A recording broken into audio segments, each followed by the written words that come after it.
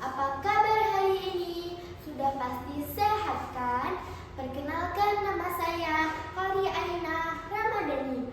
Saya bersekolah di SD Negeri Sidomulyo, Kecamatan Semen. Teman-teman, sebelum memulai bercerita, saya akan menyanyikan sebuah lagu. Dengarkan ya. Panjang nyoto endah lan asrine yen di sawang kotaku Kediri, tengah kota kali brantas milih, taman-tamane nambah adipeni, pegunungan wilis sarta kelut ingkang ngapit minangka pagerit, tahu kuning kripik bekicate, ketok gedang produksi rakyate. Lagu yang baru saya nyanyikan adalah lagu tentang Kediri. Lagu tersebut menceritakan keragaman yang ada di Kediri. Nah, kali ini saya akan bertutur tentang salah satu keragaman budaya daerah Kediri yang masih dilestarikan hingga kini, tepatnya di Kecamatan Semen. Pastinya cerita ini akan sangat seru.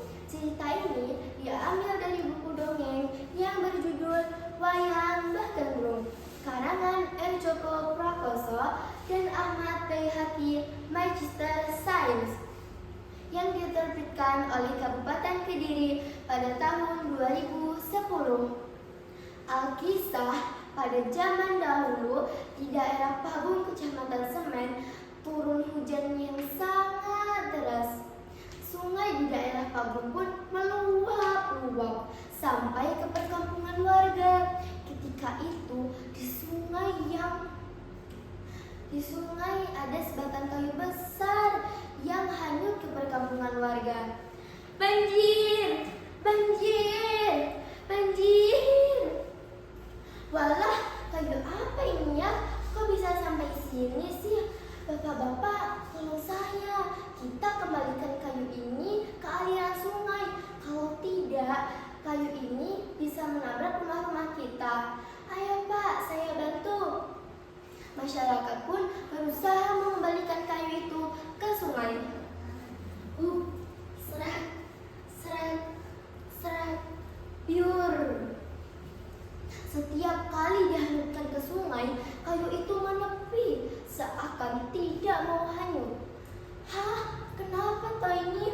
Kenapa kayu ini tidak mau hanyut? Aneh sekali. Ayo kita bawa saja kayu ini ke Raden Jimbun. Ayo, angkat. Ketika itu, masyarakat berusaha membawa kayu jati itu kepada Raden Jimbun Hadiningrat, seorang pinisepuh cikal bakal yang membabat pertama kali di daerah Pabung. Kemudian, Raden Jimbun memerintahkan masyarakat untuk membawa kayu tersebut kepada Ki Demang, Raden Prayosono. Berbondong-bondonglah warga desa ke rumah Ki Demang, Raden Prayosono, dengan membawa kayu jati besar di bahu mereka. Tok, tok, tok, Ki Demang, Ki Demang Raden Prayosono pun keluar dari dalam rumah dan kaget saat melihat kayu besar yang dibawa oleh warga. Ada apa ini? Kayu apa yang kalian bawa? Ini adalah kayu yang kami temukan hanyut bersama air sungai ke rumah kami, Ki.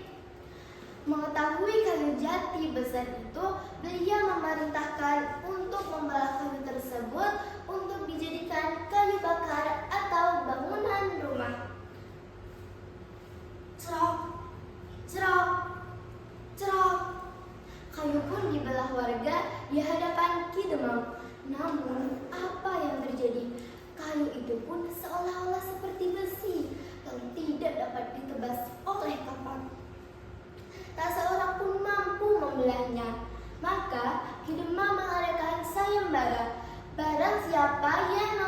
kayu jati itu akan mendapatkan hadiah.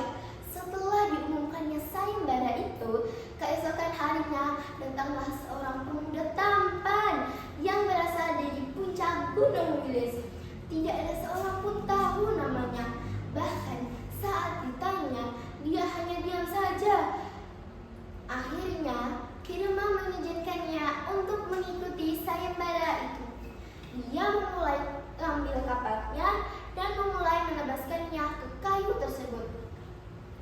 Cerap, kerap, kerap. Dengan mudahnya, kayu tersebut dapat terbelah hanya dalam sekali tebas. Anehnya lagi, ternyata di dalam terdapat 2 buah wayang kayu. Ki Demang mengambil 2 wayang tersebut dan memamerkannya di hadapan para warga. Wayang tersebut menggambarkan seorang figur kesatria tampan dan figur seorang wanita yang cantik. Ki Demang dan para warga yang menyaksikan kejadian itu pun merasa terkejut.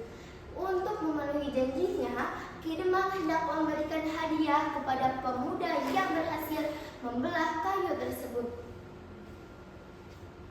Loh, di mana pemuda tampan tadi? Ternyata pemuda yang berhasil membelah kayu tersebut menghilang tanpa jejak dan tanpa sepatah kata pun. Ki Demang merasakan keanehan itu dan mendapatkan sebuah wangsit atau petunjuk bahwa wayang kayu tersebut menggambarkan 2 si joli yang sedang gandrung. Gandrung berarti kasmaran. Karena wangsit yang diterima oleh Ki Demang, maka Ki Demang Raden Proyosono memberikan sebutan dengan sebutan wayang Mbah Gandrung. Kemudian kedua wayang itu disimpan dalam peti kayu jati yang berasal dari belahan kayu yang hanyut. Beberapa hari kemudian, Ki Demang mendapatkan petunjuk lagi bahwa beliau diberi wayang kayu yang menggambarkan pemuda tampan yang kayu itu pun muncul dengan sendirinya dalam peti kayu jati bersama dengan wayang Mbah Gandrung. Karena Ki Demang peka terhadap hal-hal seperti itu, maka beliau memberikan nama wayang kayu ketiga dengan sebutan Joko Luar, yang berarti seorang pemuda yang bisa mengatasi masalah. Dan satu wayang lagi dengan sebutan R. Sedono Popo sebagai senopati Panglima Perang. Itulah cerita asal mula wayang Mbah Gandrung yang merupakan kebudayaan asal Desa Bagong, Kecamatan Semen, yang masih lestari hingga kini, bahkan masih dipertunjukkan oleh warga setempat. Pada saat ini, sebelum memundurkan pertunjukan wayang Mbah Gandrung, warga mengadakan ritual berupa selamatan. Biasanya masakan untuk selamatan adalah tumpengan. Nah, teman-teman, itu tadi akhir cerita wayang Mbah Gandrung yang berasal dari Desa Bagong.